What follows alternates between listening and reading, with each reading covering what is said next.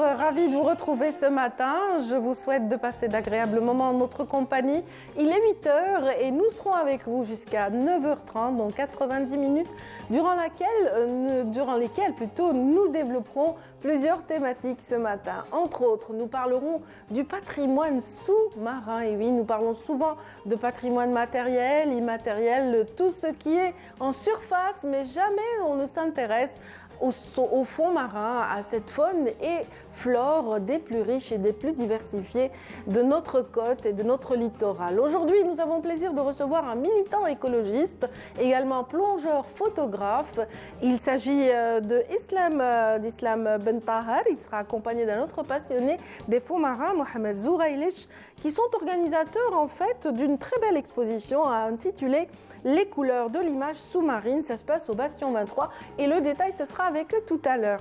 Dans cette matinale, nous aurons aussi le plaisir de parler de santé du corps à travers la nutrition, entre autres, et la manière justement de se nourrir en saison hivernale. Et oui, il y a quelques consignes et quelques conseils qu'on peut puiser auprès d'une nutrithérapeute, pardonnez-moi. Il s'agit du docteur Sadia Kemoun qui viendra nous en parler tout à l'heure. Et puis, nous continuerons de parler un petit peu d'art et d'artistes ce matin à travers justement la présence parmi nous de l'héritier et fils de Ali Khouja. Il est à l'origine d'une très belle exposition un petit peu rétrospective qui marque le centenaire de la naissance de l'artiste Ali Khouja. Il sera parmi nous donc Abdrahman Ali Khouja pour parler du père, mais aussi Amal Mihoub, la galeriste qui abrite cette très belle initiative et manifestation culturelle. Ce sera dans la galerie Le Pan pour ceux qui sont déjà initiés et qui le savent très bien. Et puis une autre empreinte artistique dans un tout autre domaine. Il s'agit cette fois-ci du styliste Redouane Baïn qui sera parmi nous ce matin, lui qui est designer et spécialiste du vêtement et qui nous parlera un petit peu de son intérêt pour une production nationale de qualité, une production nationale basée sur un design purement algérien et une créativité puisée dans l'héritage local. Voilà qui est dit par rapport à l'essentiel des plateaux qui comprennent des invités, mais n'oublions pas qu'on est lundi et chaque lundi, s'il y a un Kenmouché parmi nous, aujourd'hui elle s'intéressera de la symbolique à travers les formes géométriques. En fait, je ne saurais pas en parler mieux qu'elle. Attendons un petit peu son passage dans un moment. Et puis celle qui est prête déjà à vous servir, il s'agit d'Amal Aribi, elle est bien installée et elle est prête justement pour vous donner les nouvelles du ciel pour commencer cette émission. C'est parti.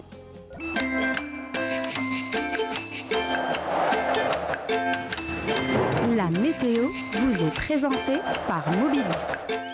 Mobilis, معاً نصنع المستقبل. La météo de ce matin. Exactement. Oui. N'est-ce pas? Bonjour Amel. Bonjour Nadia, ça va? C'est très bien, ça va. Ouais, il pleut. Contente de retrouver les amis le matin. Oui, bien sûr. Dans la bonne humeur. Non, c'était pas la régie technique. C'était une pluie très légère et là, elle dérange même pas. Donc, ouais, ça va. Voilà. Mais j'imagine que pour la terre, c'est bénéfique. Exactement, j'espère. Alors, qu'en est-il de cette pluie? Va-t-elle continuer tout au long de la journée? Va-t-elle s'arrêter? Dites-nous tout. On va le savoir. Merci Nadia. Merci Bonjour à tous et bon réveil. Eh bien, pour aujourd'hui, le ciel sera marqué par des passages nuageux tout au long de la journée, avec toutefois de la brume matinale vers les régions de l'ouest et les hauts plateaux du centre et l'est du pays. Ces nuages vont donner quelques pluies l'après-midi sur les côtes centre et les hauts plateaux de l'est. La moitié sud, excepté un ciel localement nuageux tout au long des frontières algéro-maliennes. Également le Sahara central. Ailleurs, le soleil sera bel et bien présent vers le sud-ouest, la Saoura, le Nord Sahara, les oasis, le Sahara oriental, le Hégard et le Tassili. Les températures, quant à elles, eh bien, elles seront plutôt agréables pour la saison, avec toutefois un minimum de 11 degrés du côté d'Al-Bayad, 12 Djelfa, également Sétif, 14 à Batna, 15 degrés Tiaret, Tizi Ouzou, 16 degrés Alger, Oran, 16 du côté de Annaba, 17 Oran et Tlemcen, 17 également à Biskra, 16 degrés seulement vers Gardaya et Béchar, 20 degrés Tindouf, Adrar et Janet, 26 degrés à Tamanrasset, 23 à Insalah, également Ilizi, et 31 à 32 degrés vers l'extrême sud. La mer aujourd'hui, eh bien, elle se montrera plutôt agitée sur pratiquement l'ensemble des régions côtières, avec des vents qui vont arriver jusqu'à 40 km/h sur les côtes centre et est, et les vents seront des secteurs nord-est sur les côtes centre et ouest à nord-ouest sur les côtes est, et 20 à 50 km/h sur les côtes ouest, et les vents seront nord-est. Et on termine ce bulletin avec l'éphéméride.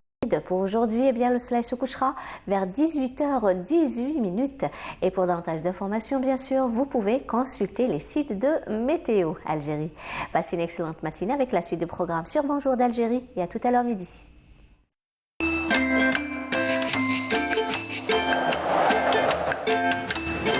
La météo vous est présentée par Mobilis.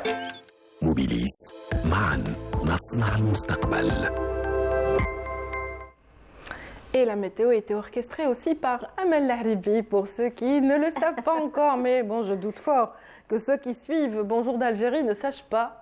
Vous êtes notre célébrité, notre vedette, notre petite star. C'est trop dire, c'est trop dire. En tout cas, moi j'ai envie de me téléporter à Janet ou Taman Rasset pour 26 et 31 degrés. C'est génial.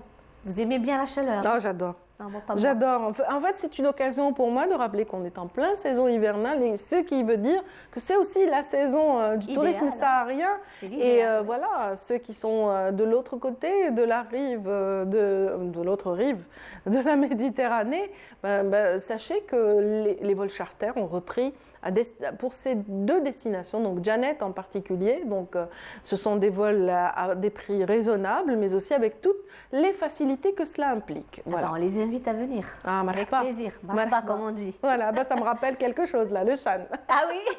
On n'écoutera plus ce clip, hein, j'imagine, désormais. C'est la clôture, c'est bon. Ça y est, ça y est. Mais c'est un beau clip quand même. Oui, oui, tout à fait. Merci beaucoup, Amel. Passez une excellente journée. Excellente journée. Ainsi que tous ceux qui sont avec nous ce matin. Donc, restez avec nous jusqu'à 9h30. Vous allez avoir plein de petites surprises et de découvertes. En tout cas, tout de suite, on vous offre une chanson pour vous motiver. Sofiane Mouhoun, en l'occurrence, un cover de la chanson Apologize.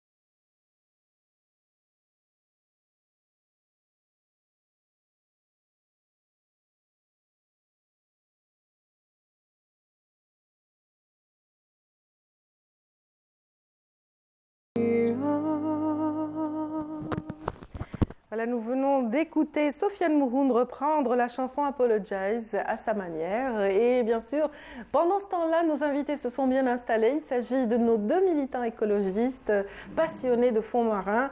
En l'occurrence, Islam Bentahar, ici présent, donc bienvenue. Merci, bonjour. Merci à vous, vous êtes le bienvenu. Et puis Mohamed Zouraïdesh. Voilà, j'ai failli comme ça trébucher, mais vous avez tout de suite repris. Ravi de vous retrouver, mes amis. Donc aujourd'hui, on va parler de votre passion essentiellement. Vous êtes des plongeurs. Voilà, exact. Pour l'un, c'est 20 ans de plongée, c'est bien ça? À peu près, ouais. Et pour Zourlej? 10 ans. 10 ans, d'accord. 10 ans, ce qui n'enlève rien à votre connaissance maintenant, à votre maîtrise un petit peu de la plongée et de la photographie sous-marine surtout. C'est ça. C'est bien cela. Ça. C'est ce qu'on essaye de faire. Alors nous, on fait partie d'une organisation, hein, c'est une association, l'Organisation nationale de développement du tourisme durable, ONTD, a été créée en 2020. C'est une association qui œuvre dans les activités liées au tourisme durable. On promeut un tourisme durable et, disons, raisonné.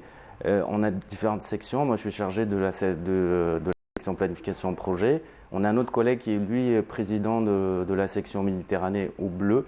Ce qu'on appelle ça, c'est Mehdi Hamani qui n'est pas venu avec nous aujourd'hui. Oui. Et de cette section bleue, donc, on travaille sur les thématiques liées à la mer. Donc, il y a d'autres sections qui sont, elles, plutôt axées vers le vert, comme on dit au sein de l'organisation. Des activités liées au tourisme. Très bien. Donc en citant justement cet élément particulier, donc Hamani, donc, qui est le troisième organisateur, vous êtes trois amis à avoir eu cette brillante idée de partager un petit peu vos photographies sous-marines avec le public. C'est ça. Ben, en fait, cette idée, elle est venue, voilà, c'est une discussion entre amis on plonge depuis longtemps. Moi, je fais de la photo depuis une dizaine d'années. Je suis biologiste marin de formation. Donc ça, c'est un outil que j'ai utilisé pour mon métier. Mais après, on se l'est partagé. On a voulu aussi créer une cohésion. Et aujourd'hui, on organise les rencontres de l'image sous-marine d'Alger pour sa première édition. Et dans le cadre, on va dire, dans un moule d'une exposition photo. Et cette exposition photo, elle va regrouper 14 plongeurs, photographes, d'origine toute d'Algérie, de l'Est à l'Ouest. On a pratiquement 33 photos à exposer. Ça sera le 11 février au Bastion 23. Ce sera toute la semaine, donc du 11 au 18. Du 11 au 18. C'est ça. Très bien. Mohamed est présent sur l'affiche qu'on vient de voir, donc l'affiche de l'événement.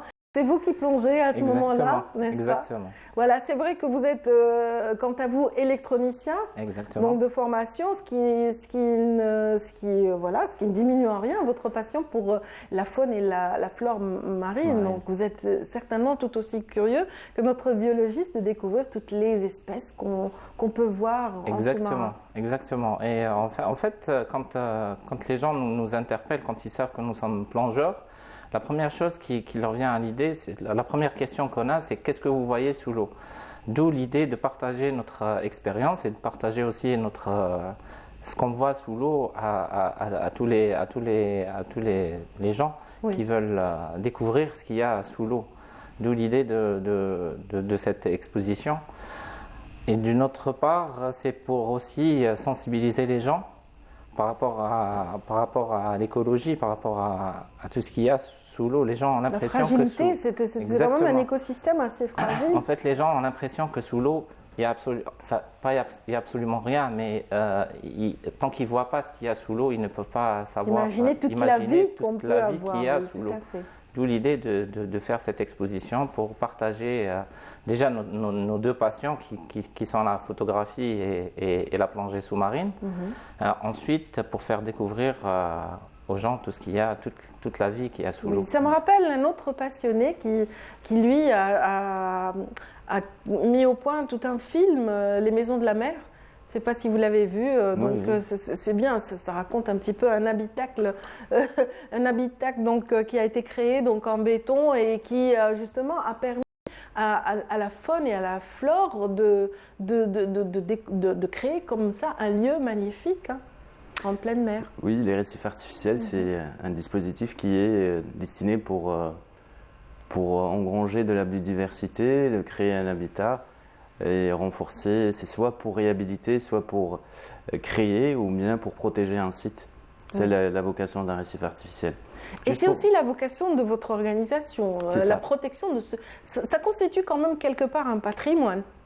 De toute façon, c'est un patrimoine biologique et naturel. Et ça fait partie du patrimoine du pays. Donc il faut le vulgariser, il faut informer le grand public, ce qu'on peut avoir comme diversité d'espèces et de paysages. Parce qu'on a de très beaux paysages avec des espèces luxuriantes et foisonnantes. Notre objectif, c'est de démystifier cette pratique de la plongée, disons, avec un appareil photo, avec une caméra.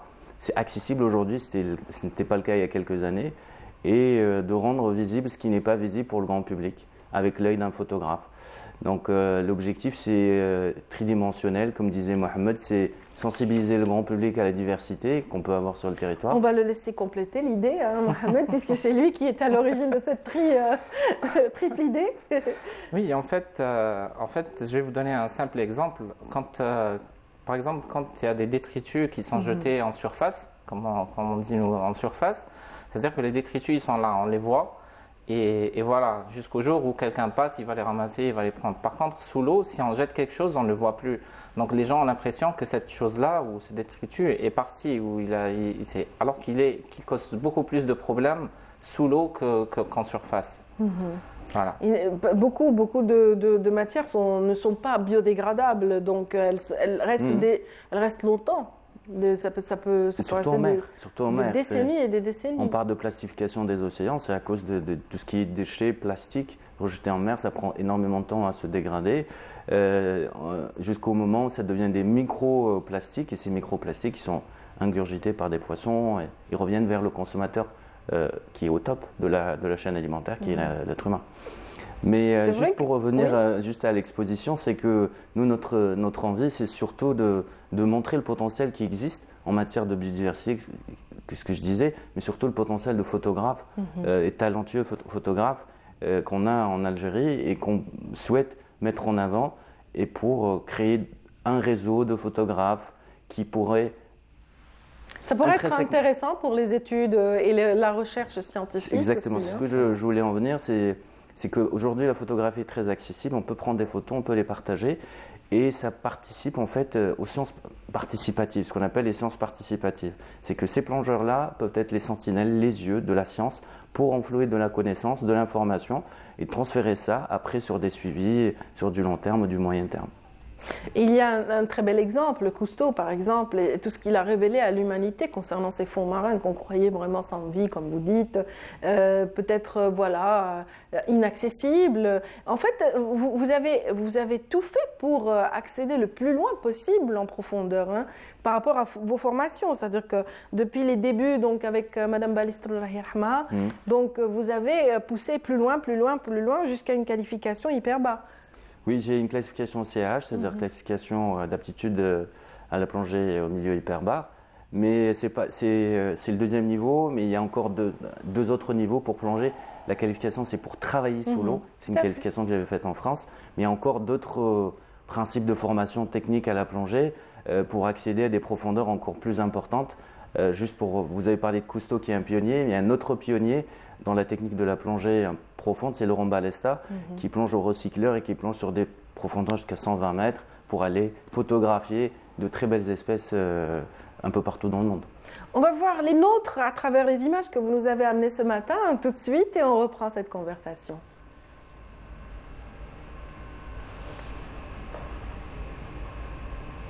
Non.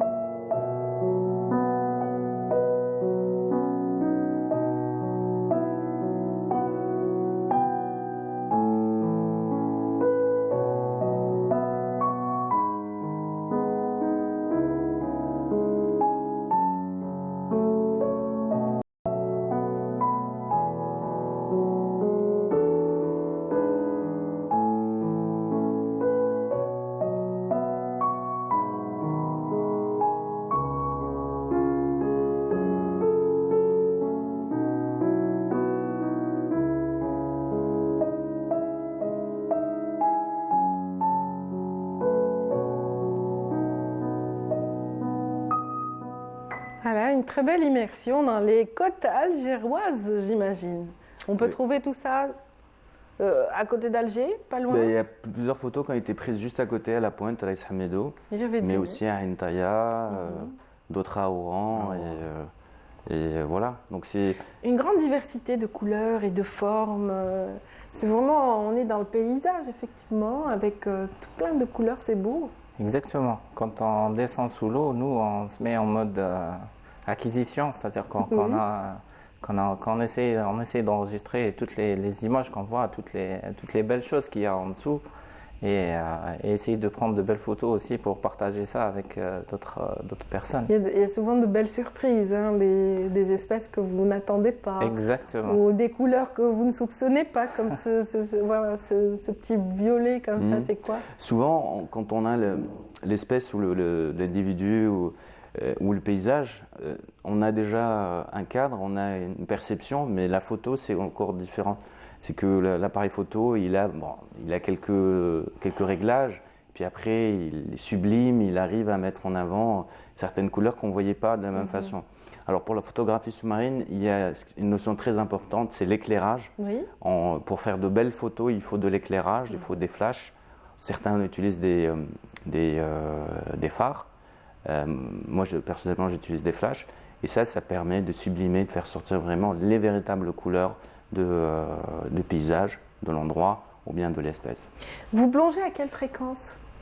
On plonge en toute saison, j'imagine? Toute saison, oui. On plonge à toute saison et une fréquence de 2 à... Enfin, en été, quand il fait beau, c'est presque chaque 2-3 jours. Ça dépend des temps quand on a du temps libre. Mais sinon, on plonge à toutes les saisons. C'est vrai que cette exposition est une passerelle pour le partage, pour aussi le partage, la mise en valeur de tous ces talents, et voilà, de la mise en valeur de tous ces lieux, de tous ces espaces marins, sous-marins. Mais il y a aussi un côté sensibilisation, hein. Certaines photos ont montré quand même des intrus. Tout à l'heure, on a vu un pneu au milieu d'un récif. Oui, c'est tout à fait...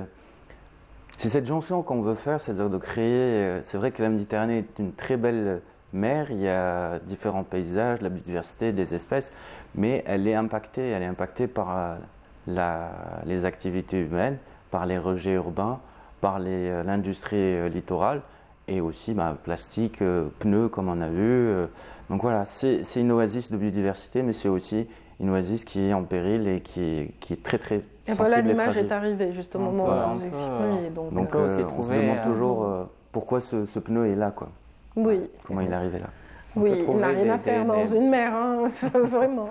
Exactement, on peut trouver des choses vraiment improbables sous l'eau aussi, dues au rejet. La découverte la plus insolite pour vous, c'était? Je pense à un lavabo en plein mer. Ah, carrément, mon Dieu. Bon, ça a permis peut-être à certains poissons d'avoir une belle baignoire. Oui, c'est clair, ou une maison. Une petite maison, carrément, oui. Quoique le lavabo, ils peuvent se cacher dedans, et ça peut créer un petit toit. Un abri. Un abri à quelques poissons. Un abri ou peut-être une attraction, on ne sait pas, parce qu'on ne parle pas poisson, nous. Dans d'autres pays, ils immergent volontairement des avions, des chars, bien sûr désinfectés, pour justement créer une sorte d'écosystème où les poissons se cachent à l'intérieur, là où il n'y a pas beaucoup de récifs. Vous qui avez eu des échanges avec Hamid Belkacem et aussi l'association qu'il dirige, donc est-ce que vous avez participé à toutes ces campagnes aussi de sensibilisation, mais aussi de nettoyage du littoral? Alors personnellement, pour être très honnête, ça fait très longtemps que je n'ai pas participé. Ma dernière était peut-être en 2010, peut-être, Éboueurs de la mer. Mais ça fait très longtemps avec Hamid qu'on n'a pas collaboré. Mais en dehors de l'association, c'est-à-dire le partenariat avec Hamid Belkacem, dans le cadre de l'association, on fait pas mal de sorties de sensibilisation du grand public, mais aussi de nettoyage. Mais après, chaque plongée aussi, elle est sujette à ce paramètre, c'est que s'il y a un déchet qu'on peut faire remonter facilement, vous en profitez. On en profite pour le faire pour remonter quand même le avec retirer. nous. J'imagine. Techniquement, c'est Oui. difficile quand on a des appareils et on est en plongée, mais dès qu'il y a Quand c'est assez léger, disons, et que bon, Voilà. ça peut protéger un espace, j'imagine que vous avez quand même cette sensibilité pour le faire. En tout cas, vous allez partager toutes ces trouvailles, toutes ces belles images rapportées donc au fil des plongées. Donc ce sera au Bastion 23, n'est-ce pas? Exactement. Du 11 au 18 février. Oui. Euh, Et c'est en bord de mer, hein. Ça, c'est bien parce que Exactement. c'est quand même un palais. Le choix qui du est lieu face à la aussi, mer, le oui. choix du lieu a été très. Enfin, on a insisté pour avoir le Bastion 23 de par c'est un patrimoine et c'est Qasr Riyas al-Bahr, donc ça fait allusion à la mer. En plus, il fait face à la mer, donc c'est un lieu très très symbolique pour nous. Oui, j'imagine que vous imaginez tous ces corsaires qui savaient plonger parfaitement, qui étaient des passionnés de mer. Hein. Exactement. Oui, qui ne redoutaient pas les profondeurs, ni les abysses de la mer, ni aussi les vents, ni rien du tout. En tout cas, c'était beaucoup de bravoure. Et vous avez beaucoup de bravoure de plonger et de plonger profondément, donc de plonger assez profond pour nous ramener quand même de très belles découvertes et révéler un petit peu de cette richesse patrimoniale donc, qu'on ignore et qu'on ne connaît pas assez. En tout cas, un dernier mot, messieurs, et je vous souhaite bon vent pour l'exposition. Merci. J'aimerais juste remercier le Bastion 23, la direction de la culture, Bastion 23, de nous avoir donné et octroyé l'espace d'exposition, et au Club des Capalmes, Siam Al-Hamania, qui a été toujours un partenaire indéfectible. Très bien, donc voilà, c'était là Islam Ben Tahar qui s'exprimait, mesdames, messieurs, lui qui représente l'organisation, l'Organisation nationale de tourisme durable et qui est également donc écologiste et plongeur, passionné d'images sous-marines, autant que son ami Mohamed Zouraïlesh, qui nous a fait aussi le plaisir de découvrir toutes ces belles images avec lesquelles on termine et on clôt cette rencontre.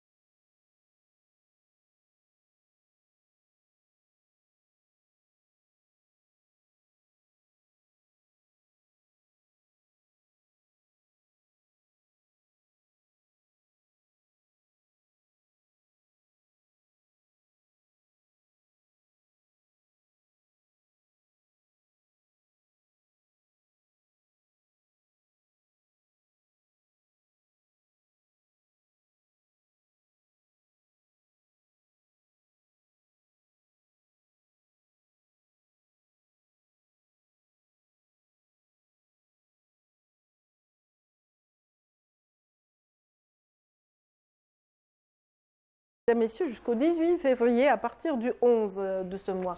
Donc profitez-en et voyagez à travers nos fonds marins. En tout cas, tout de suite, on va vous parler de bien-être, on va vous parler de bonne santé en hiver.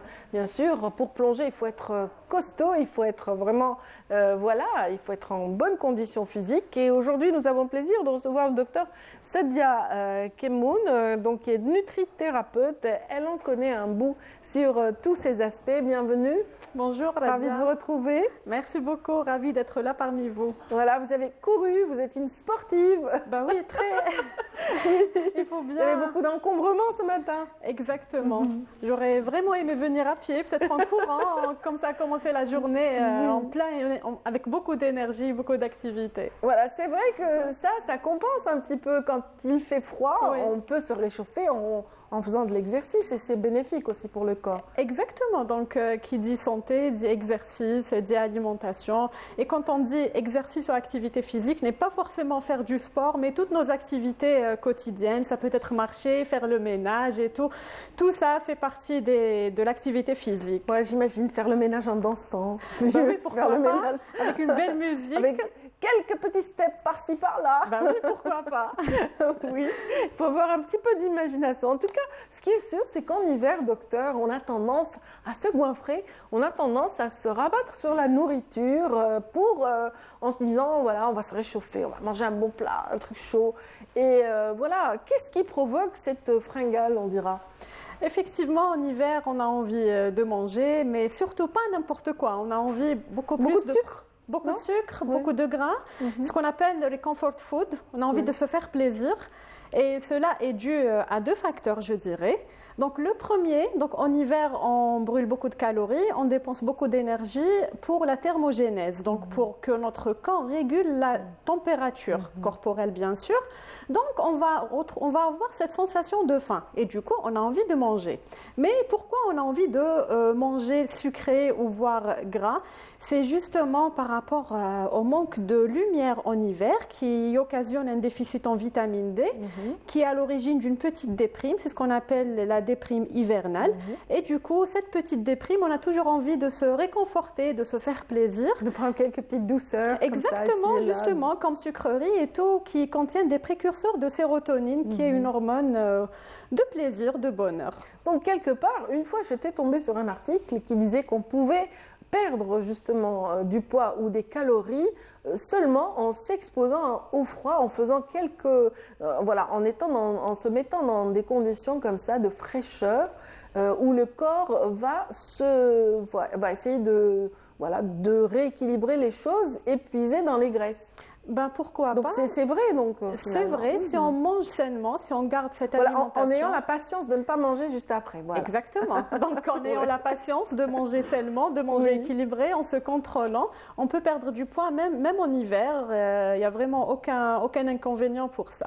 Voilà, ne pas s'habiller près du chauffage, mais voilà, rester dans un espace un peu frais, puis voilà, s'habiller. À condition de bien renforcer son système immunitaire pour ne pas tomber malade. Absolument. Et comment le faire justement, docteur? Question qui suit. Donc l'immunité, comment la renforcer en hiver? Justement, qui dit hiver, dit tout ce qui est grippe saisonnière. Et ces dernières années, on a vu la Covid-19. Et justement, comment renforcer son système immunitaire? Ces dernières années, il y a eu une grande prise de conscience par rapport à l'alimentation. Déjà, en adoptant une alimentation saine et équilibrée. Quand on mange sainement, donc notre tube digestif est mis au repos. Il a tous les éléments nécessaires, macronutriments. Donc, le système immunitaire aura le temps de se régénérer. Après, bien sûr, il y a certains micronutriments qui sont indispensables pour notre système immunitaire, qu'on peut trouver dans cette alimentation qui est saine, diversifiée.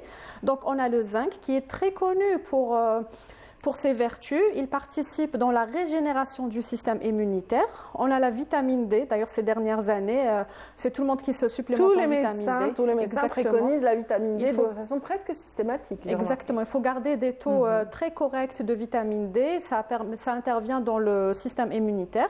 On a aussi magnésium, vitamine C qui est un très puissant antioxydant. Voilà, sans oublier.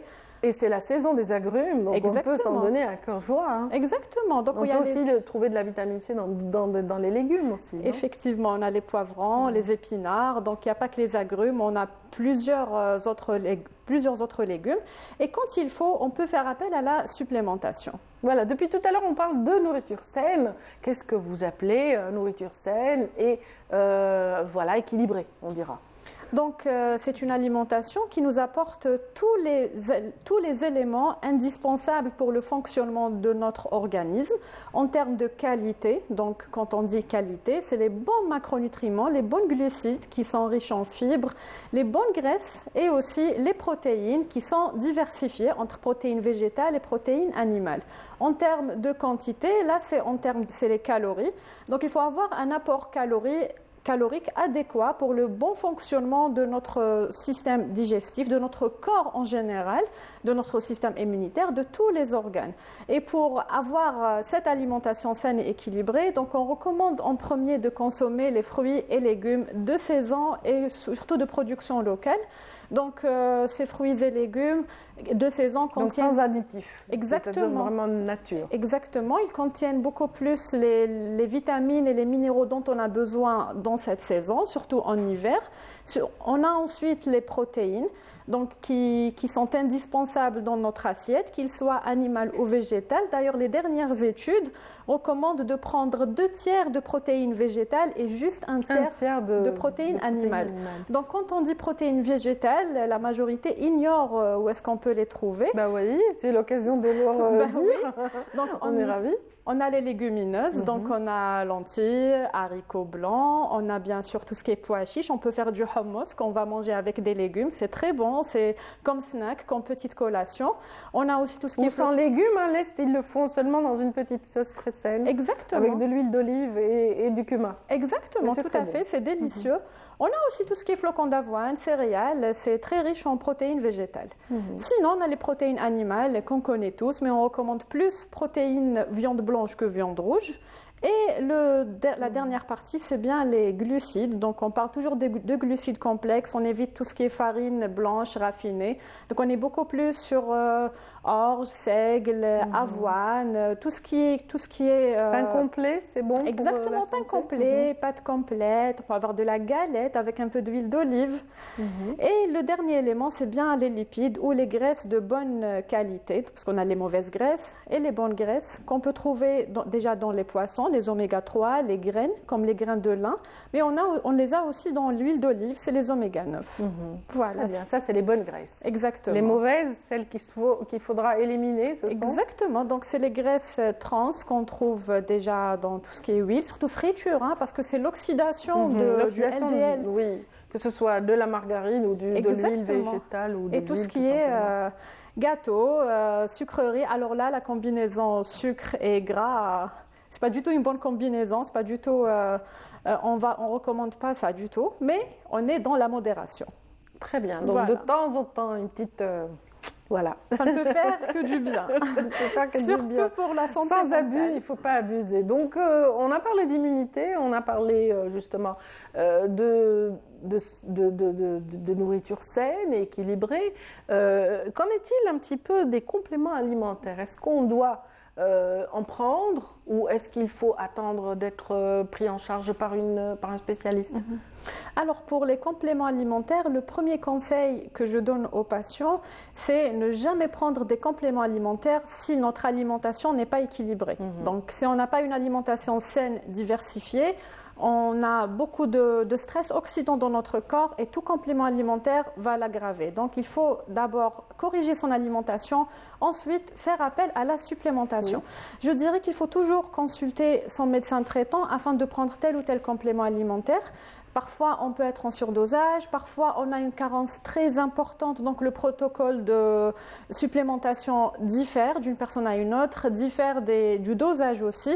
Donc il faut toujours voir son médecin traitant. Sinon... Donc il faut d'abord détecter les carences, donc ne pas le faire aveuglément, donc juste savoir pour pouvoir doser. Pour certains micronutriments, il y en a qu'on ne peut pas doser, comme le magnésium, il est en intracellulaire, donc on ne peut pas le doser. On a aussi la vitamine C qu'on ne peut pas doser. On peut doser évidemment la vitamine D, le calcium, certains micronutriments. Mais sinon, si notre alimentation est équilibrée, on a tous les nutriments nécessaires. Sinon, comme j'avais dit, on peut tomber dans des petites carences. Je vais donner l'exemple des sportifs qui éliminent beaucoup de magnésium dans la sueur et aussi dans les urines. Donc là, on va supplémenter. Les sportifs aussi ont besoin de vitamine C. Il y a dans certains cas des patients qui ont des maladies chroniques, on supplémente afin de renforcer le système immunitaire. C'est vraiment au cas par cas. Très bien, voilà. Très bien. Alors voilà, c'est-à-dire que là, vous avez cité les sportifs. Qu'en est-il de la pratique sportive? En hiver, est-ce que c'est recommandé de faire un peu plus de sport, un peu moins? Comment ça se passe? On a un peu la flemme de bouger en hiver. Absolument. Donc en hiver, donc la fréquentation des salles salle de sport diminue un peu, mais ces dernières années, on voit que quand même les gens pratiquent du sport en hiver, beaucoup plus en salle qu'en plein air. Et justement, en hiver, on craint les blessures.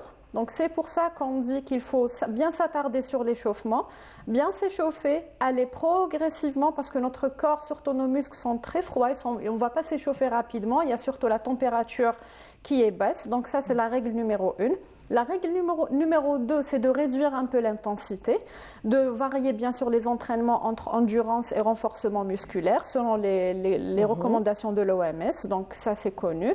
Et s'attarder sur les étirements pour bien sûr éviter les blessures. On sait bien que les étirements favorisent l'arrivée des nutriments au niveau des tendons, ce qui prévient les blessures. Mais sinon, donc, pour ceux qui font du sport en hiver, on leur recommande de bien couvrir surtout les extrémités, donc les mains et les pieds, afin d'éviter la déperdition de chaleur des extrémités. Donc c'est la règle numéro 1 chez les sportifs qui font en plein air, surtout les coureurs.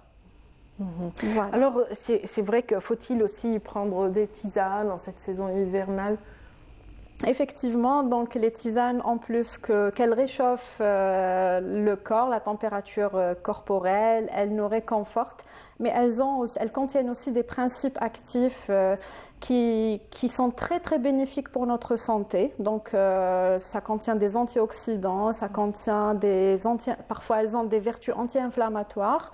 Et même pour certaines tisanes, elles peuvent avoir des vertus anti-cancer, comme le gingembre, qui a beaucoup de vertus. Donc, on parle beaucoup de curcumine aussi. Exactement, curcumine, elle a un effet anti-inflammatoire, surtout pour les patients qui ont des problèmes articulaires, comme l'arthrose, comme les tendinopathies. Par contre, pour la curcumine qu'on trouve dans le curcuma, il faut toujours qu'on l'associe à une alimentation qui contient un peu de gras. Donc, vaut mieux l'ajouter à son alimentation que la prendre... À la fin. Exactement. Pas pendant la cuisson. Oui, et à la fin, bien sûr, pour qu'elle ne s'oxyde pas, mais il faut qu'elle soit dans l'alimentation, parce qu'il y en a qui la prennent dans un verre d'eau, donc là, elle risque de ne pas être absorbée en totalité. D'accord, voilà. Donc de préférence associée à des graisses. Qu'en est-il? Vous avez parlé d'articulation, de prévention justement pendant la pratique sportive. Certains médecins préconisent la prise de collagène. Est-ce que c'est bon pour le muscle et ses attributs? Alors, donc pour le collagène, il y a plusieurs études, mais comme on dit qu'on reste dans la modération, donc on préfère déjà supplémenter le corps en nutriments, en micronutriments dont il a besoin pour fabriquer le collagène, dont le magnésium, le zinc, le silicium, on a aussi la vitamine D. Tout ça rentre dans la fabrication du collagène. Donc, on préfère laisser le corps construire son collagène qu'aller supplémenter. Aller parce vers que un complément. Exactement. L'absorption du collagène, elle est très minime. Tout de même, on peut toujours prendre on peut faire des petites cures de collagène, mais sans oublier les autres micronutriments. Très bien. Voilà. On me souffle une petite question à l'oreille. Alors, quelle est la différence, ça pour clore, entre nutritionniste et nutrithérapeute? Alors, donc, voilà, bien sûr, je vais répondre. Donc, nutritionniste, les nutritionnistes s'occupent de l'alimentation en général, donc des différents régimes, perte, prise de poids. Mais nutrithérapeute, c'est beaucoup plus la pathologie. Donc, on essaye d'améliorer certaines pathologies grâce à l'alimentation, mais aussi grâce aux compléments alimentaires. Mais des compléments alimentaires adéquats, bien sûr. Très bien. Voilà. On a... Dans certains départements, notamment ceux d'oncologie, toujours un accompagnement nutritionnel et par des nutrithérapeutes. C'est bien cela. Effectivement. D'ailleurs, dans les services d'oncologie, même dans plusieurs services actuellement, on a des nutritionnistes. Ça a tendance à se propager et s'améliorer. Tout à fait. Il y a même des médecins qui sont soit généralistes ou spécialistes qui ont fait d'autres spécialités, qui font des formations en nutrition ou en nutrithérapie. Voilà, supplémentaires. En tout cas, on sera ravis de vous recevoir autant que possible pour des éclairages sur notre bien-être et notre santé, liés justement à notre nutrition. On a été ravis de vous recevoir, Dr Sadia Kemoun. Donc, votre nom déjà évoque un aliment ou plutôt une plante, une épice qui est très bénéfique d'ailleurs. Pour la santé, exactement. C'était un peu prémonitoire qu'on met dans le hummus. Oui, qu'on met dans le hummus entre autres et qu'on met dans beaucoup de mets traditionnels algériens. Tout à fait. En tout cas, on a été ravis de vous retrouver ce matin.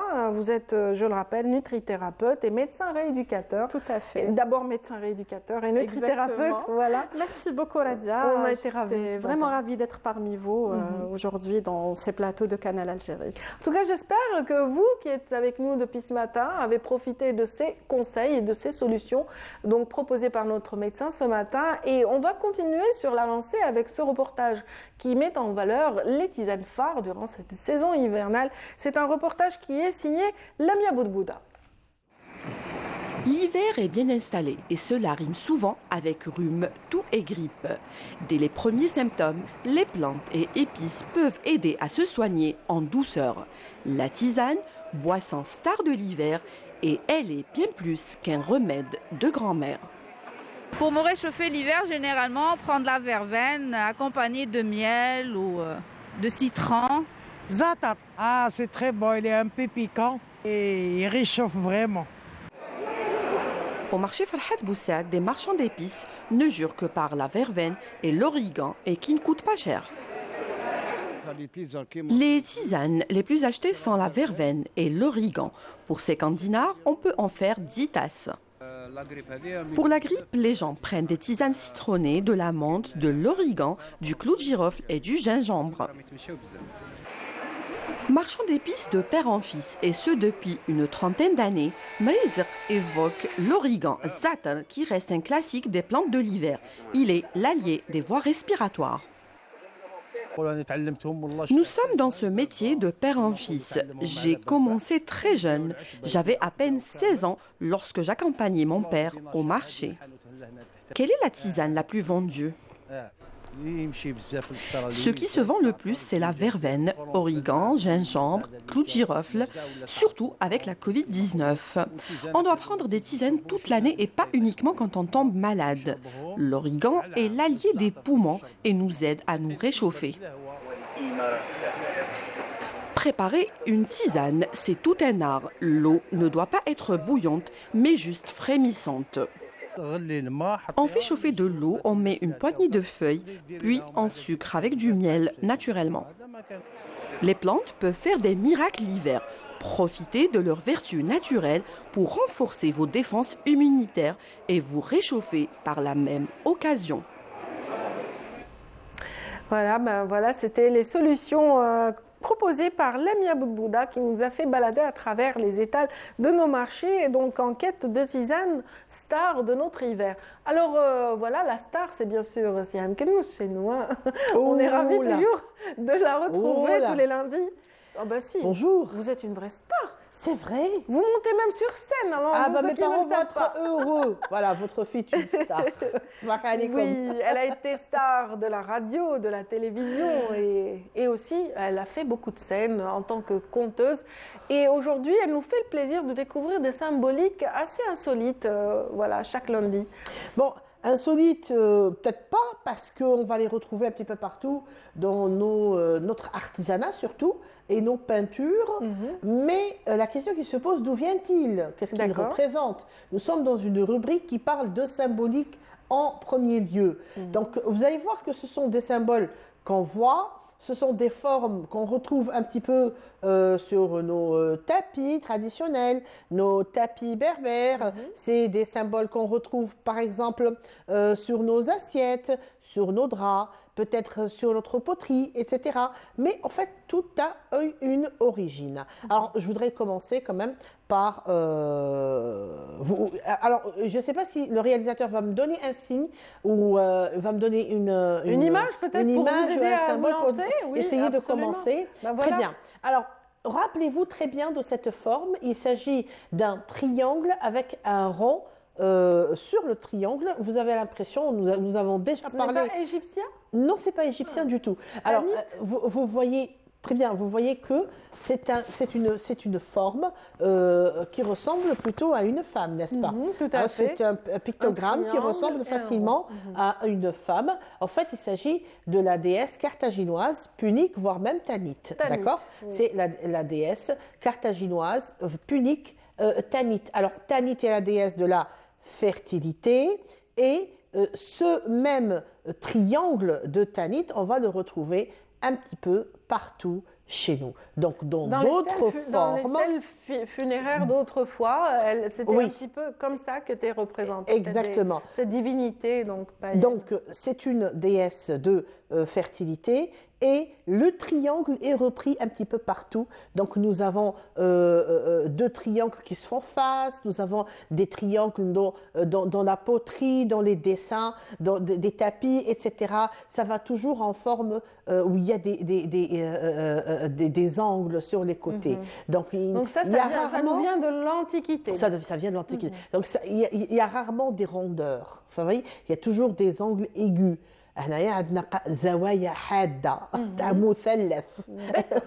Nous sommes toujours dans le 180 degrés et nous sommes toujours avec ces angles bien précis de triangle. Alors le triangle, on aime bien le triangle, ça nous rappelle la fertilité, c'est un grand symbole de fertilité. Le losange, par exemple. Alors là, c'est un symbole qui revient aussi très souvent et le losange dans nos dessins. Dans les tissages et les tapisseries. Oui, beaucoup dans le tissage et les tapisseries. Donc le losange aussi, il y a cette symbolique qui symbolise l'utérus. Donc c'est l'utérus. Tout est à l'intérieur de l'utérus. Si vous allez vers les tapis du côté de Babar, du côté de Khanchla, etc., vous allez trouver le tapis et puis à l'intérieur un losange et puis à l'intérieur du losange, il y a d'autres formes. Losanges et d'autres voilà, formes, là, ça rappelle la femme ou la maman, la maîtresse de maison qui a donné naissance à plusieurs enfants et à l'intérieur de ce losange. Donc, je disais que ça représentait donc la vie et ça représentait l'utérus carrément. Donc, un losange, il donne la vie. Et tout vient justement de cette Tanit. Là, on a démarré avec le triangle et on est arrivé au on est toujours dans les symboles de fertilité. C'est des symboles de fertilité. Triangle et losange, ce sont de grands symboles de fertilité. Ils sont partout. On les retrouve chez nous partout. Alors par contre, ça, c'est une vieille poterie, une ancienne poterie du côté de Tipaza, du côté de Chenois. C'est un poisson. Alors le poisson, on le voit ici. Non, c'est un poisson. C'est carrément décoratif, c'est pas une lampe? Ce n'est pas une lampe, non, c'est juste quelque chose que... Je pense, enfin, il me semble que c'est une tirelire, où on mettait de l'argent. Donc il y a du volume. Oui, elle est bombée, elle est un petit peu bombée. Voilà, donc alors à l'intérieur, on mettait de l'argent, certes, mais le poisson, c'est aussi une autre forme de Tanit. Vous voyez que ce dessin, on le retrouve. Oui, le poisson rappelle Tanit, ça nous rappelle la fertilité. Pourquoi? Parce que le poisson aussi donne beaucoup de... Enfin, vous savez, les œufs de poisson. Oui, les œufs de poisson, on a une multitude de exactement. de donc petits poissons c'est un grand signe.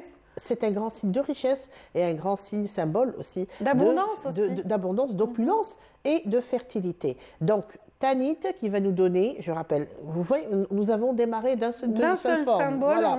Alors, la Tanit nous donne le triangle, le losange et puis aussi la forme du poisson. D'ailleurs, à l'est algérien, énormément, le poisson existe dans les tapisseries, dans les broderies, Gandora aussi, Gandora Telhout, dans le chintouf, etc. Et là, c'est un coussin où on retrouve le losange. Comme je disais tout à l'heure, le losange qui est un très grand signe de fertilité aussi parce qu'il représente justement l'utérus de la femme, de la maman. Et justement, ça, c'est un coussin chaoui.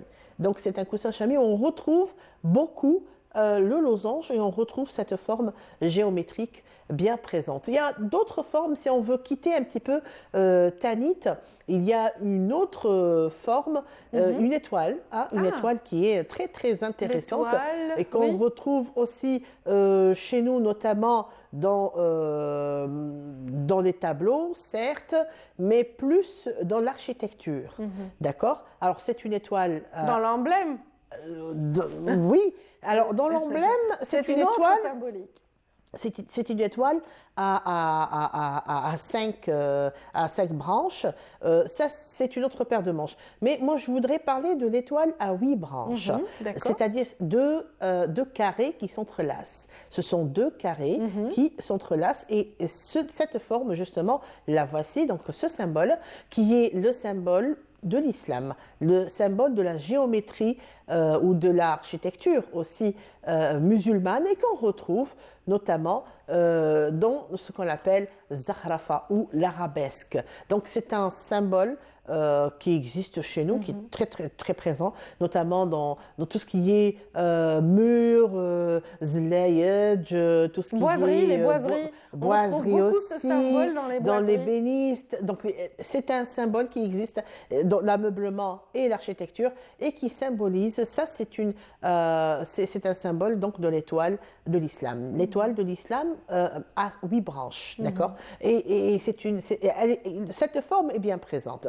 Donc ça va du triangle au carré. Et ce sont des formes géométriques bien présentes. Ce qui est rare chez nous, ce qui n'est pas très en abondance, c'est le rond. Non, j'avais deviné, j'ai vu la forme. C'est le rond. On n'aime pas trop le rond. Oui. On a l'impression qu'il n'y a pas de forme, qu'il n'y a pas de... On aime bien quand il y a des angles comme ça. Chouk. On retrouve les rondeurs dans les instruments de musique en revanche. Alors les rondeurs, ça, je pense que c'est autre chose. Hein. Les rondeurs, nous ne sommes pas dans cet esprit où on voit ces formes rondes, ça ne nous ressemble pas beaucoup. Ça ne va pas beaucoup avec nos formes géométriques. Voilà ce que je veux dire.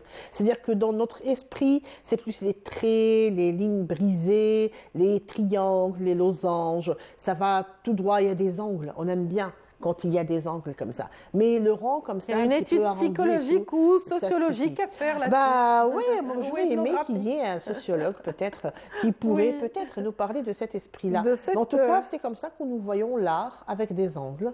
Donc jamais dans les rondeurs. Merci beaucoup Siham. En tout cas, on va parler d'art avec justement un rappel du parcours exceptionnel d'Ali al-Khoujat, lui qui a vraiment beaucoup puisé dans tous ces symboles symboliques, de toutes ces formes géométriques pour l'ensemble de sa création. Donc on verra tout à l'heure le détail avec notre invité qui n'est autre que le fils et l'héritier donc d'Ali al-Khoujat, Abderrahman de son vrai nom. Il sera accompagné de Amal Mihoub, galeriste qui abrite une exposition à l'occasion du centenaire de la naissance de Ali al-Khoujat. Ce sera juste après ceci. Merci beaucoup Siham. Je vous en prie.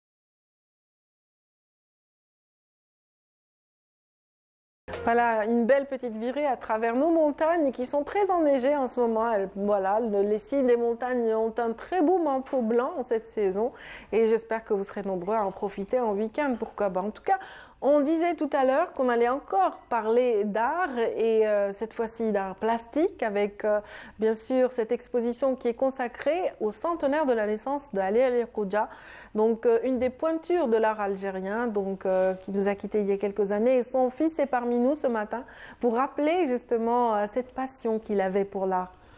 Oui, il avait une passion pour l'art, pour sa peinture bien entendu, mais il avait aussi une passion pour l'art en général. Que ce soit pour la musique, pour le théâtre, pour le cinéma. Il écrivait aussi, il faisait des poésies, c'était un artiste un peu au sens large du terme, mais évidemment, la peinture, c'était vraiment sa vie. Et ça... Oui, il avait un très bel atelier que j'ai visité à l'époque, et donc sur les hauteurs d'Alger, et avec une très belle lumière. Et où vraiment toutes les créations, les muses justement se disputaient, donc les différentes créations, les différents supports aussi, parce qu'en fait il était connu pour être aussi un expert en communication visuelle. Il a enseigné à l'école des beaux-arts la communication visuelle pendant de nombreuses années et comme vous le disiez, il a peint sur de nombreux supports. Bien sûr, il a fait de l'aquarelle, il a fait de la peinture à l'huile, il a fait du dessin à la plume, et il s'est même, à un certain moment, il s'est même mis à la gravure. Très peu, mais il s'est initié à la gravure aussi. Voilà, donc c'est le centenaire de sa naissance. Vous avez beaucoup de souvenirs d'Ali El Khodja, j'imagine. Oui, bien entendu. Alors, ça coïncide, si vous voulez, cette période, c'est le centenaire de la naissance, mais c'est aussi les 13 ans de son décès.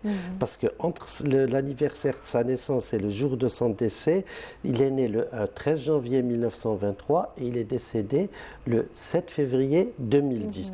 Mais évidemment, nous préférons honorer le centenaire de sa naissance. Nous organisons ce centenaire en partenariat avec ML Mihoub à la galerie Le Pan à Riyad El Fath, et le vernissage se déroulera le samedi 11 février à partir de 14h. C'est vrai qu'il était curieux de tout, Ali El Khodja. Sa palette qui était dans une tendance plutôt abstraite ne l'a pas empêché aussi d'aller dans le détail pour certaines autres œuvres, par exemple dans tout ce qui est relatif à la philatélie, par exemple. Tout à fait. Alors, si vous voulez, l'artiste Ali El Khodja a commencé sa jeune carrière au début des années 40 par de la miniature. Bon, bien entendu, comme vous le savez, peut-être que tout le monde ne le sait pas, Ali El Khodja est le neveu des frères Omar et Mohamed Rassim.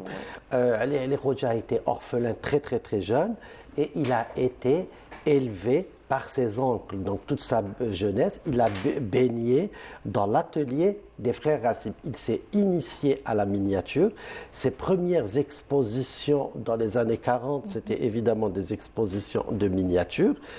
Il a eu plusieurs périodes dans sa vie artistique. Donc il a commencé par la miniature, mais il voulait un peu sortir de la miniature parce que si vous voulez, c'était limité.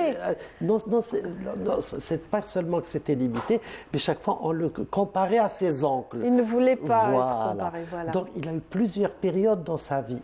Il a commencé à faire de la miniature et au déclenchement de la guerre de libération nationale, Ali Khodja a arrêté toute activité artistique. Et il a repris son activité artistique à l'indépendance de l'Algérie. Et je crois qu'une des premières œuvres qu'il a faites dès l'indépendance de l'Algérie au recouvrement, ça a été les armoiries de la ville d'Alger. On lui doit justement cette création. Ensuite, on a fait appel à lui, il s'est mis à la philatélie. C'est lui qui a réalisé le premier timbre algérien fait par un Algérien, parce qu'il faut savoir que les premiers timbres, c'était des anciens timbres de l'époque de la colonisation où on mettait juste le cachet République algérienne. Il s'est ensuite remis bien sûr à faire de la peinture, à la peinture à l'huile. Il a commencé un peu par du figuratif, puis il a évolué vers le semi-figuratif. Et ensuite il a trouvé, je pense, sa plénitude dans la peinture abstraite, dans certaines techniques avec à la feuille d'or, dans certaines techniques à la palette. En diversifiant effectivement les techniques. Absolument. Voilà, il était, je le disais, Ali Khouja, très curieux, très aussi, très en phase avec ses contemporains. Donc il était justement dans cette mouvance contemporaine de tous ces artistes modernes qui allaient vers une peinture moderne, une peinture abstraite entre autres. Voilà. Effectivement. On le voit là dans son atelier, c'est une très belle photo. Tout à fait. Effectivement, Ali Khouja a enseigné aux Beaux-Arts et il a peut-être influé sur certains jeunes élèves qui sont actuels, qui sont devenus par la suite ses collègues et qui certains enseignent toujours à l'école des Beaux-Arts. Il s'ouvrait sur la modernité systématiquement. Je peux vous dire que ce qui nous a quand même étonné, c'est qu'à la fin de sa vie, il s'est mis sur les réseaux sociaux et il les maîtrisait parfaitement, aussi bien que déjà, c'est-à-dire il ne voulait jamais être en retrait avec l'actualité, il voulait être vraiment un contemporain de son époque. Oui, absolument. Il vivait dans l'air du temps et Ali Khouja avait aussi le mot pour rire, la sympathie, on lui reconnaît ça aussi. Il était très affable, mais aussi très, très sympathique. Effectivement, il était non seulement sympathique, mais une de ses principales qualités peut-être, c'est qu'il était humble et l'humilité. Il fréquentait différentes personnes. Je peux vous dire que dans le quartier où il a toujours vécu, il fréquentait, si vous voulez, fréquenter ses camarades d'école, ses amis d'enfance. Il restait avec tous ses vieux camarades qui n'avaient absolument rien à voir avec l'art, dans un magasin de droguerie aussi d'un vieux monsieur. Il fréquentait tout le monde, il avait le respect de tout le quartier. Voilà. Il pouvait fréquenter des personnalités, des intellectuels, comme être avec ses camarades d'école, les enfants de son âge du quartier. Voilà, ces œuvres donc font partie de collections muséales, de collections privées, mais aussi il y a un très bel héritage donc familial. Il y a bien sûr, il y a les œuvres qui appartiennent à la famille. Il y a des œuvres que vous pouvez retrouver dans de nombreux musées, que ce soit en Algérie ou à l'étranger. Et vous retrouvez aussi ces œuvres dans de nombreuses collections privées. Il y a aussi un passage qu'il faudrait qu'un jour, il faudrait que je trouve le temps, et j'espère le trouver. Ce serait j'ai fait encore un appel à un éditeur, ce serait d'éditer ses écrits, parce qu'il a énormément écrit des textes, des nouvelles, des poésies qu'il montrait fièrement à ses amis qu'il recevait dans son atelier. Parce que moi, dès ma plus tendre jeunesse, je me souviens, on a pratiquement reçu dans son atelier tous les artistes algériens avec qui moi-même, jeune, je ne vais pas les citer, je souhaite un grand bonjour à tous mes amis peintres et les amis de l'artiste aussi, s'ils sont devant leur écran. Ils se reconnaîtront, mais je peux vous dire que les anciens... Et il y a énormément d'élèves de Ali Khouja qui seront ravis justement de redécouvrir son univers artistique à travers les cimaises de la Galerie Le Pan. Oui, mais chose extraordinaire, c'est que ces élèves sont devenus par la suite ses amis. Tout à fait. Tout à fait. Et puis même, il avait cette proximité naturelle avec même les médias, les journalistes qui l'approchaient. J'en ai fait partie. Je l'ai moi-même interviewé à Boussaada lors d'une exposition rétrospective et c'était très joli, c'était très beau. Je crois que c'était sa dernière... Je crois que c'était sa dernière exposition ou son avant-dernière exposition avant que la maladie ne prenne le dessus. Oui, moi j'avais passé un excellent moment avec lui, avec son épouse également. Donc voilà, Allah yarhamou. Et j'espère qu'en tout cas, voilà, de sa tombe, il sera content de savoir qu'il y a ce moment de partage avec le public encore post-mortem. Donc, et grâce à vous, grâce à cette initiative, donc, qui va permettre justement de revisiter toutes ces œuvres réalisées tout au long de sa carrière. En fait, au cours de cette exposition, ce n'est pas toutes ces œuvres qui seront exposées. On peut pas. La galerie est petite. Et puis on a choisi un thème uniquement, c'est-à-dire on a choisi les peintures à l'huile, où on va intercaler entre grand et moyen format. Nous avons organisé une rétrospective au mois de mai passé au Palais de la Culture, là où nous avons fait une véritable rétrospective de ces œuvres. On a exposé tous les différents styles de peinture, ainsi que les timbres, il a fait les timbres, les photos, il a fait aussi dessiner les tenues du premier ballet algérien en 1964. Voilà, donc l'arsenic aussi ne lui était pas étranger, la scénographie, il a pris part à plein, voilà, l'art de l'affiche, donc il a une très belle collection d'affiches publicitaires réalisées durant l'indépendance. Il a fait les premières affiches de promotion du tourisme en Algérie. Il a fait des affiches pour l'ONAT et pour les différentes foires qui se déroulaient dans les différentes régions d'Algérie. Pour l'ONAT, il a fait de nombreuses affiches qui ont été diffusées non seulement en Algérie, mais dans de nombreux pays pour la promotion du tourisme. C'était, je crois, de 67 à 72. Voilà ce qui lui a permis d'avoir cette expérience et ce recul pour enseigner la communication visuelle et les arts graphiques justement au niveau de l'École supérieure des beaux-arts. Donc c'était dans cet havre de paix que j'ai pu le rencontrer et faire sa connaissance, et c'était un homme exceptionnellement humble comme vous dites. Alors on a été ravis avec vous de faire ce petit survol du parcours d'Ali El-Khouja. On va rappeler une fois de plus les dates pour cette belle exposition qui regroupe les œuvres de cet artiste. Donc ce sera de quelle date à quelle date? Alors le vernissage aura lieu le samedi 11 février à partir de 14h et l'exposition durera jusqu'au 28 février. Jusqu'à la fin du mois de février. Voilà, donc le public, les gens intéressés par l'art, les gens qui aiment sa peinture ou qui veulent avoir une pensée à son souvenir, ils seront les bienvenus à la galerie.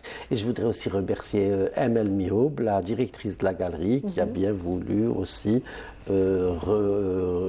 organiser ce centenaire de l'artiste Ali El-Khouja. Qui n'a pas pu d'ailleurs être là parce que beaucoup de trafic ce matin, il pleut sur Alger et quand il pleut, voilà, ça stagne un peu sur certains tronçons routiers. En tout cas, on a été ravis de vous recevoir, Monsieur Abderrahmane El-Khouja, pour parler de votre père, cet artiste qu'on regrette énormément, donc, et qui sera présent, son âme flottera certainement lorsqu'il y aura ses œuvres exposées à la Galerie Le Pan. En tout cas, merci infiniment et bon vent pour l'exposition. Merci beaucoup. C'est moi qui vous remercie pour votre invitation. Ça a été très agréable. On a été ravis. J'imagine que vous aussi, vous avez eu du plaisir à découvrir cet artiste avec nous.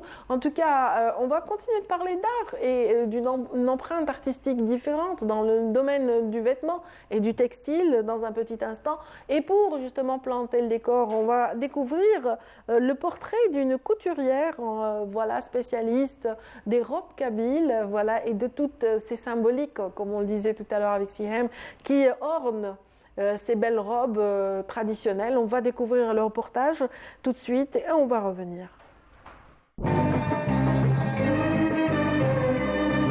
C'est au village de Bouzgen en Kabylie que nous avons rencontré ces femmes aux doigts de fée, ces gardiennes de tradition. Un style, une histoire, la robe kabyle a été portée pendant des siècles par des femmes berbères. Dans cet atelier, ces femmes ont eu le plaisir de nous proposer le meilleur de la mode kabyle. اسمعي بنتي بكري هاوليك الجبه تاع بوزقان لا الكاش تاع بوزقان سفايف ما كاش هادوما بكري لخاطرش الدنيا مخصوصه الجبه تاع كل يوم بزوج سفايف هادوما بلا هذا بلا هذا وكاين واحد القماش يسموه لبها ودفا القماش هذاك خشين ومن الداخل سي اكوطون باه المراه تلبس الجبه في الشتاء وتلبس غير هذيك مسكينه وتخيطها بزوج سفايف هذوما والعروسه تخيطها هكا هايليك العروسه لازم تلبس لاتوني هدايا الصفر من الداخل والابيض من الفوق هاوليك وتتعمر على حسب الفضه تاعها. حنا بكري ما نديروش ذهب غير الفضه. هدايا نقرص تزريت القرنفل. هاوليك درنا فيها الكوكياج. هاوليك هدايا حنا نقول هذه مع الزقانين. فهمت؟ هذايا وقيد قرنفل. هذا ملعوب على العروسه تلبس القرنفل. باسكو بكري ما كاش البارفان بزاف. لازم العروسه تريح شويه ريحه مليحه. وكان اللي يدير ثاني الصخاب وبليجي هذه تمشي بالصخاب.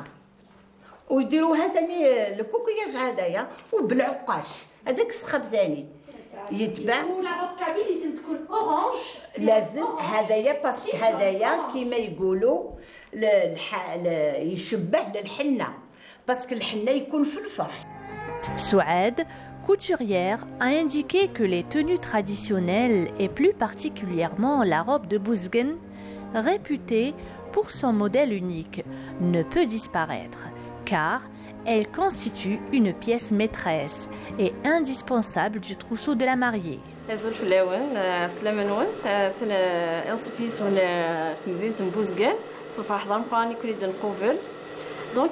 J'ai commencé très jeune, à l'âge de 10 ans. C'est grâce à ma mère que j'ai appris la couture. Après plusieurs stages, j'ai eu mon diplôme. J'aime bien ce métier, ses couleurs, ses modèles anciens modernisés. C'est un monde magique.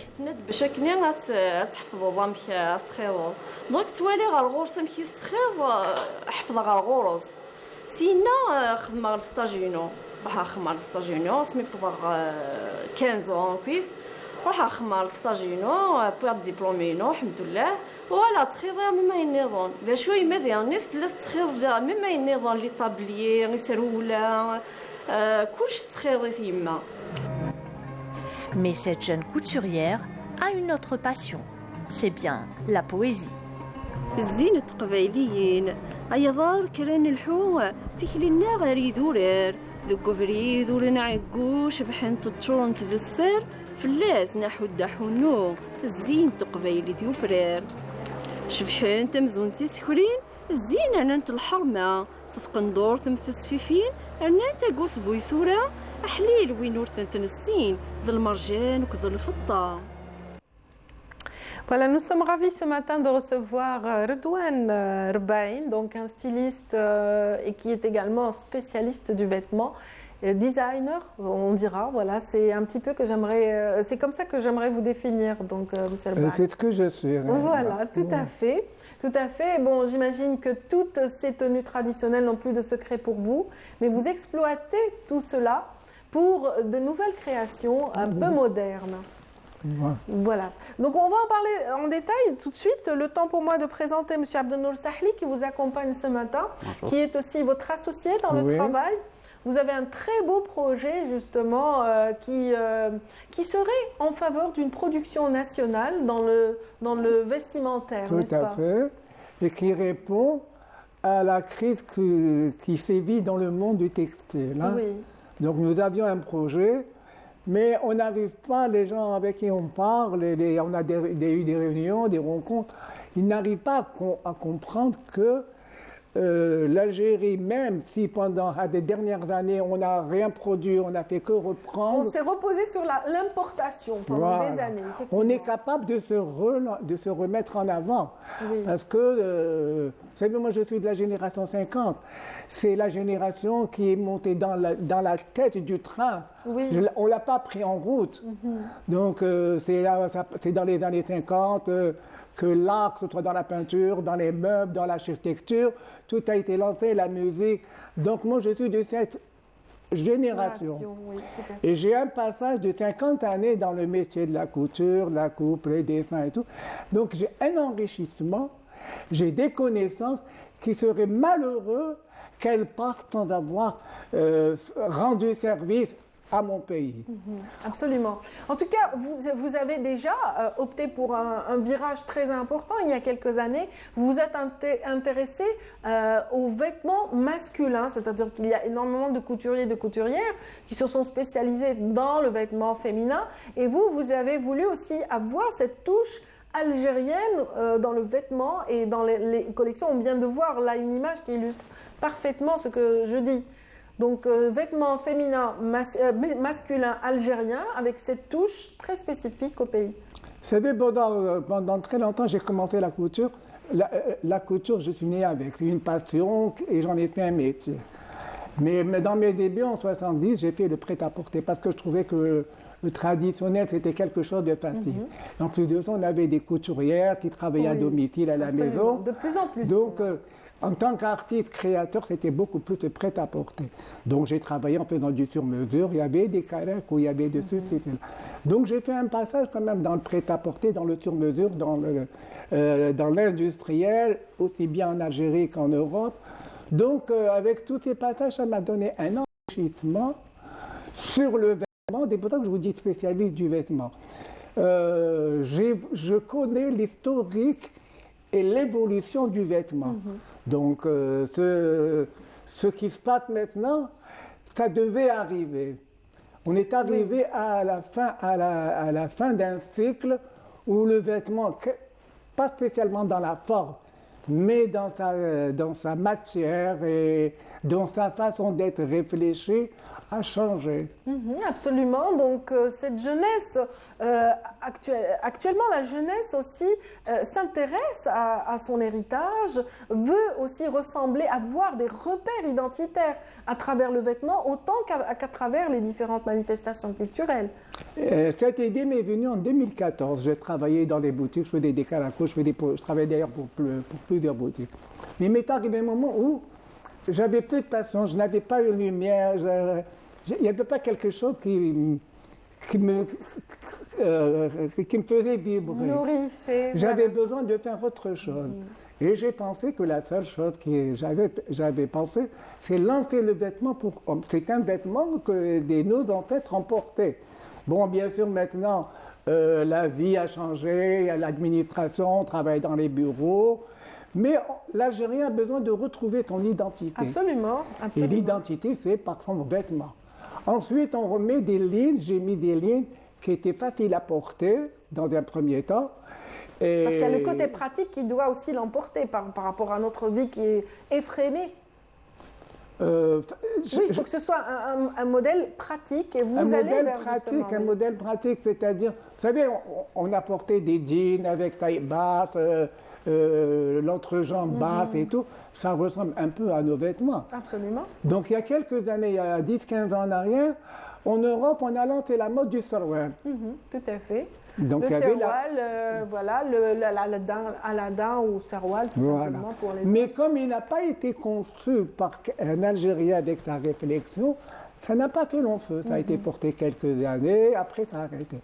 C'est pour ça que je dis maintenant, un créateur, quand il travaille toujours avec son identité et son passé historique, tout ce qu'il a fait dans sa vie. Donc, en tant que créateur dans le vêtement, je suis obligé de travailler sur mon costume, de le faire connaître d'une autre manière aux autres. Vous avez pu convaincre M. Sahli, ici présent, de s'investir complètement dans ce projet et vous y croyez complètement, hein, vous y croyez pleinement. Oui, étant donné avec tout ce qu'il m'a raconté et ce qu'il m'a proposé à faire. Donc on a pensé faire une plateforme et présenter cette plateforme c'est-à-dire aux services concernés. Justement, on a déjà proposé il y a 2 ans de ça, mais on n'a pas trouvé l'écoute. D'accord. Maintenant, avec la relance, tout ce qui se passe au ministère de l'Industrie, la relance du textile et du cuir, donc on est en train de booster la production nationale pleinement et on invite justement tous les investisseurs, tous les créateurs à y prendre part. Justement, on a proposé une plateforme pour l'accompagnement de ce projet, bien que il y a 2 ans de ça, on l'a déjà proposé. D'accord. Donc on le propose une deuxième fois. Peut-être qu'à l'époque, les gens ne comprenaient pas beaucoup ce que oui, il est toujours en avance sur son temps. Exactement. On avait une petite avance par rapport à notre projet. Mais maintenant, on est rattrapé en quelque sorte par... Et il nous reste à... Bon, on est toujours là, on a notre programme, on a notre plan de travail. Et on attend pense, du ministère de l'Industrie pour voilà, voir parce que un vous avez petit quand peu même quelle est besoin quelle est du notre nerf part. de la guerre, c'est-à-dire des subventions ou des investisseurs capables de porter très haut ce type de projet. Donc les idées sont là. Il faut aussi des partenaires solides pour pouvoir aboutir à une industrie du textile ou du vêtement conforme à notre identité. Exactement. C'est-à-dire que maintenant, on a les structures qu'il faut. On a les structures, on a certaines usines qui sont fermées qu'on peut reprendre. Maintenant, c'est tout le système de la production et la façon de reprendre ce secteur qui est différent. Maintenant, on ne doit plus produire pour produire. Maintenant, on doit faire des sondages. Demander, parce que vous savez, on a une tranche d'âge, 15-20 ans, ne s'habille pas comme les 20-25 ans ou 30 ans. Donc, on doit faire des sondages. Qu'est-ce que vous voulez porter pour produire intelligemment dans un premier temps? Donc, certaines personnes répondront par le jean, le blouson, le jogging, le jogging qui a fait une entrée fracassante dans le vêtement chez les Algériens et même à l'international. Donc, il ne faut plus produire pour produire. Il ne s'agit pas de tisser des kilomètres de tissu pour voir le même produit dans tous les magasins portés partout. Voilà, il faut être sélectif dans le choix du textile déjà. L'idée est de produire des textiles basiques, des tissus basiques, et qu'on imprime. Maintenant, on a la technique de la sublimation, on a la technique de la peinture sur tissu. Tout peut être fait, effectivement, les idées sont là. Les idées, elles sont là. Mais ce n'est pas à moi et à lui de pouvoir les réaliser. Il faudrait que tout ce discours qu'on entend sur la relance du secteur du textile, elle fasse jour. On voit la réalité, parce que là, on est quand même, comme il vous l'a dit, ça fait 2 ans, on aimerait que toutes les rencontres qu'on a faites, tout ce qu'on a dit, aboutissent à quelque chose. Voilà, qu'il y ait vraiment cette dimension souhaitée, parce que là, la relance, vous voulez d'une relance, c'est un grand projet. Les solutions existent, maintenant c'est à vous de montrer que vous êtes intéressés. J'espère que ce cri, cette requête trouvera écho auprès des personnes concernées, dans les tutelles concernées, pour un bon suivi de ce projet qui est vraiment très intéressant. On a vu plein de photos défiler qui sont vraiment, comment dire, dans l'air du temps. Ce sont des créations très actuelles et aussi avec une touche. Et encore ça, c'est fait de manière très rudimentaire. Mais les jeunes aiment la simplicité. Par exemple, cette veste est très simple, très sobre, mais en même temps, elle rappelle notre burnous, elle rappelle un petit peu les tissages de Ghardaya. Sur cette veste, j'avais l'intention de faire de la calligraphie dessus. Donc ça, c'est vraiment les modèles basiques sur lesquels, vous savez, notre projet, c'est aussi découvrir les créateurs de demain. Et il y en a. Je peux vous orienter, il n'y a pas de problème. J'en connais quelques-uns. Parce que les créateurs de demain, c'est eux qui vont comprendre. C'est-à-dire qu'il faut les découvrir, on ne les forme pas. On forme des stylistes parce qu'il y a une manière de les former, mais un créateur, on le découvre. On le découvre, après on le guide pour que lui-même il se retrouve. Parce qu'il y a beaucoup de créateurs qui s'ignoraient. Moi, quand je suis rentré, je dessinais quand j'étais jeune et tout, je ne savais pas. Donc c'était une passion, je m'amusais. Qui s'est révélé. Voilà. Maintenant, on a besoin de créer des centres d'art dans la couture. Des jeunes qui vont créer des nouvelles couleurs, qui vont chercher à dessiner des nouveaux... C'est vrai que la spécialité n'existe pas chez nous. Le design textile est seulement enseigné en tant que module, alors qu'il gagnerait à être enseigné comme une filière à part entière. À part entière. Vous savez qu'en 90, j'avais été désigné par l'attaché culturel de l'ambassade de France. Ils avaient proposé à l'Algérie de lui ouvrir un centre d'art, on apprendrait le stylisme et tout. Et j'ai été désigné comme directeur de cette qui n'a pas eu lieu.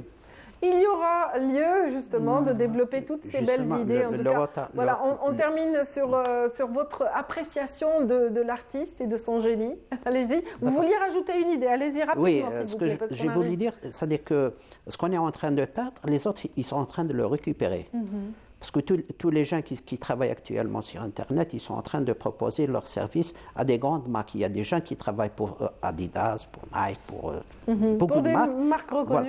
Et ces génies, là, ils sont récupérés par les grandes marques Hadouma, alors que le besoin national, il a besoin d'eux. Voilà, on espère qu'ils seront bien pris en charge par la production nationale et qu'ils trouveront les mettre au service leur place. de la relance de l'industrie des textiles et du cuir. C'est bien dit, en tout cas. Merci Monsieur Sahli Abdelnour, merci aussi à Redouane Arbaïn de nous avoir permis de parler d'art. Vraiment, on a parlé art et du textile ce matin avec grand plaisir. On a été ravis aussi de vous accompagner, mesdames, messieurs, jusqu'à 9h30. Voilà, on arrive au terme de cette émission. Je vous remercie pour votre attention et je vous souhaite une agréable journée. Merci.